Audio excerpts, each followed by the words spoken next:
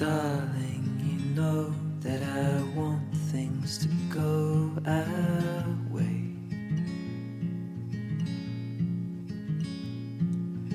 I'll try to reach you to lean every single day. I wanna be somebody that you wanna love. Don't wanna reach for another, wanna color your world.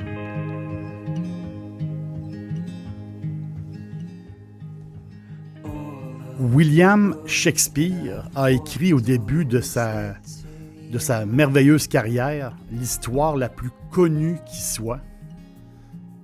Partout dans le monde, tout le monde connaît cette histoire-là. C'est l'histoire de deux cœurs qui s'aiment, c'est l'histoire de Roméo et Juliette. Quelle belle histoire! La rivalité entre les deux grandes familles, l'espoir de réconcilier dans un mariage, ces familles-là.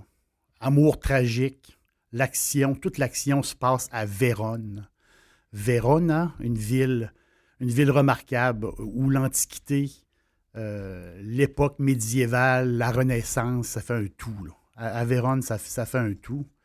Mais depuis que Roméo et Juliette, depuis 400 ans, Vérone est la ville des romantiques. C'est aussi simple que ça. C'est la place pour les romantiques. Verona est située au nord de l'Italie, entre Venise et Milan. On fait la route et puis on va passer par Vérone. Il y a 3 incontournables à Vérone. Les arènes, donc l'amphithéâtre, il faut absolument, si on passe par là, il faut absolument visiter les arènes. Un petit peu plus loin, le Largo di Garda, le lac de Garde.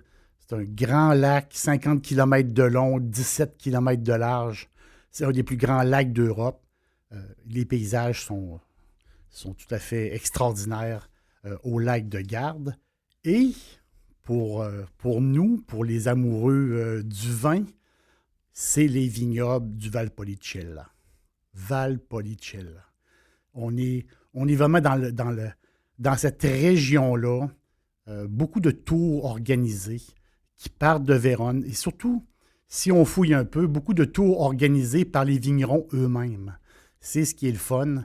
Donc, les vignerons qui nous accueillent chez eux et qui nous font visiter le vignoble, qui nous montrent les techniques. Puis c'est tellement un beau coin, c'est fou. Il y a 3 cépages typiques autorisés dans l'appellation du Valpolicella. Donc, il y en a 2 d'assemblage. Le Rondinella, donc ils ont là des tanins légers. C'est un raisin quasiment mauve, fruité. Le Molinara, donc ici, on a beaucoup d'acidité. C'est un raisin qui est bleu, qui donne un vin très clair, vraiment particulier. Mais le principal, c'est le Corvina. Donc, lui, c'est le cépage indigène vénitien. Le Corvina, ça vient de Corvo. Corvina, il appelle ça la corneille en italien. Ça donne un jus vraiment puissant, aromatique. Puis ça donne aussi des vins avec un pourcentage élevé. Donc, on mélange les 3. C'est ça, le Valpolicella, c'est ça. C'est aussi simple que ça. C'est un mélange des 3 qui fait ce fameux goût, le goût si facile à reconnaître. C'est incroyable. C'est dans les premiers vins que j'ai réussi à détecter par moi-même. On mettait plusieurs sortes de vins et j'étais capable de détecter le Valpolicella. Il y a quelque chose, ça goûte l'Italie. Il y a quelque chose vraiment, vraiment spécial. Puis j'ai un souvenir relié au Valpolicella. Ma famille a été en restauration pendant plus de 40 ans. Et au restaurant, c'était une pizzeria, et au restaurant, le fameux Valpolicella Folonari, peut-être un des plus connus au monde, le Folonari. C'était c'était le vin le plus vendu. Donc, sur la carte, on avait une carte des vins, et le fameux Valpolicella Folonari, c'était le vin le plus vendu. C'est pas nous qui avons choisi ça, c'est les clients. Donc, pour eux, le Valpolicella, pour eux, ça allait très bien Capizza. Peut-être même mieux que les Chianti. C'est un peu mêlant. Si on fouille un peu là-dedans, quelquefois, c'est difficile de se retrouver dans le Valpolicella. Tu as le DOC, donc Valpolicella DOC, qui donne un vin léger. Ça ressemble un peu à, rapidement comme ça ressemble un peu à un Beaujolais. Donc, c'est servi jeune. Le fameux Valpolicella régulier, si on peut dire. Donc, souvent, on peut voir des vins en bas de 12% alcool, en 11, 11,5. Un bon vin sec, on va dire régulier. Le fameux Classico. Oh, là, on tombe dans d'autres choses. Classico, c'est les vignobles classiques de cette région-là. Donc, les plus vieux vignobles, les plus anciens. Valpolicella supérieur. Donc, ici, le vin, il doit être élevé au moins 12 mois en barrique et le taux d'alcoolémie est alentour de 12, 12,5, 13 ou à peu près. On a le Classico supérieur. Donc ici, on le voit, il y a plusieurs gammes. Là. On monte en gamme. Là. On commence avec le régulier, le Classico, le supérieur. Ici, on a le Classico supérieur. Donc, c'est un vin qui est issu des vignobles classiques, mais qui est vieilli plus longtemps en tonneau. Il y a le Valpantena. Le Valpantena qu'on voit, on regarde sur la bouteille, on voit Valpantena.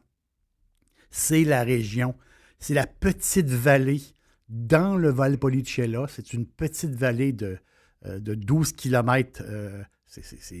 Mais les terres sont un peu particulières, un peu plus calcaires, un peu plus ferreuses, qui va donner le Valpantena, qui va donner un Valpolicella plus épicé un peu. Vraiment, là, on le reconnaît comme ça. On voit le Recioto. Lui, c'est le fameux vin de dessert de la région. Mais un des plus connus, on va le dire, l'Amarone, Amarone, les grands vins d'Amarone. Amarone, c'est pas compliqué.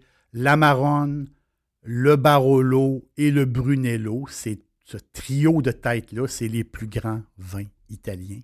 Et l'Amarone, la gamme de prix est assez large. Mais l'Amarone, quel vin incroyable, c'est un concentré. C'est un concentré de petits fruits, pruneaux, mûrs, sureaux. C'est une bête. L'Amarone, c'est une bête. C'est le vin pour la viande, carrément, pour avoir un steak grillé. L'Amarone, c'est une puissance. Donc, la technique est assez particulière. On prend le raisin et là, on va le faire sécher pendant 3 à 4 mois. Donc, ce raisin-là va perdre 30 à 40 % de son liquide. Et là, à partir de ce raisin séché-là, en partie, c'est à partir de là, on va faire toute la technique. Et là, on va arriver avec un vin vraiment, comme je vous disais, comme un genre de concentré. Et là, on va chercher des saveurs de cacao. On va chercher toutes sortes de saveurs particulières. L'Amarone, c'est tout à fait extraordinaire. Jamais on peut se tromper avec un Amarone. Jamais. C'est aussi simple que ça.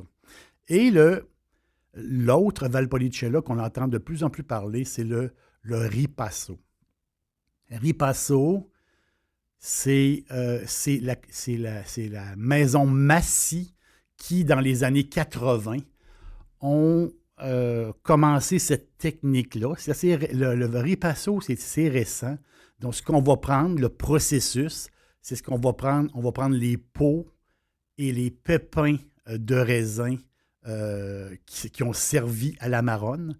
On va prendre ça et on va les faire tremper dans le processus. Et là, ça va donner un Valpolicella un peu plus viandés, je peux dire, avec un peu plus de corps. Donc, les ripasso, entre le Valpolicella régulier et l'Amarone, fait vraiment la job, vraiment. Puis le prix, quand même, est toujours abordable comparé à l'Amarone, que souvent, c'est des prix, c'est vraiment hors de prix. Il y a une maison extraordinaire. J'aime beaucoup.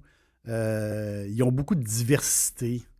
Puis surtout, cette maison-là est reconnue pour avoir des bons prix. Parce qu'on peut se perdre. Vraiment, là, faut l'avouer, on peut se perdre quand on touche à certaines Amarones. On peut vraiment se perdre. Ça peut coûter très, très cher. Luigi Righetti, la maison, est au cœur du Valpolicella. Donc, depuis le début des années 1900, c'est 15 km au nord de Vérone, dans le petit village de Valtagara. C'est la même famille depuis le début. Les Righetti sont restés à l'échelle humaine. Ils font environ 70 000 caisses de vin par année qui sortent des chais. Équipement moderne, mais toujours la vieille cave en fonction. Et ils ont 3 produits qu'on peut se procurer, nous, ici, Righetti. Donc, le Campolietti, c'est le fameux ripasso. Campolietti qui est... moi, je trouve que c'est un ripasso qui fait la job et le prix, quand même, est intéressant. Le deuxième, c'est l'Amarone. Amarone della Valpolicella. Donc, c'est un Amarone extraordinaire et c'est possiblement un des moins chers sur le marché, je pense. Réellement qu'on n'est pas obligé de payer trop cher pour un Amarone. Celui-là qui est vraiment à prix d'amis. Et Righetti, vraiment, ils tiennent à garder les prix le plus bas possible. Et le troisième, je vais le surnommer un peu comme le bébé Amarone. Je pense que c'est ma surprise, le Primo. Donc ici, ce n'est pas un ripasso, c'est un bébé Amarone. Donc le raisin est séché, à place qu'il soit séché 4 mois, le raisin est séché 1 mois. C'est la même technique, mais là, on va payer peut-être la moitié du prix. J'insiste vraiment sur le prix parce que l'Amarone, on peut vraiment... ça peut vraiment coûter cher, mais le Primo, retenez, Primo chez Righetti, vous n'allez pas vous tromper. Bébé Amarone, puis vraiment, il va vous donner tout le feeling, je pense, du merveilleux Valpolicella. Il va donner ce bon feeling-là. Vous allez l'adorer. Puis vous allez aussi adorer le prix. C'est pas compliqué. Vous carafez ces vins-là et vous les dégustez. Et pourquoi pas se prendre une belle pointe de pizza.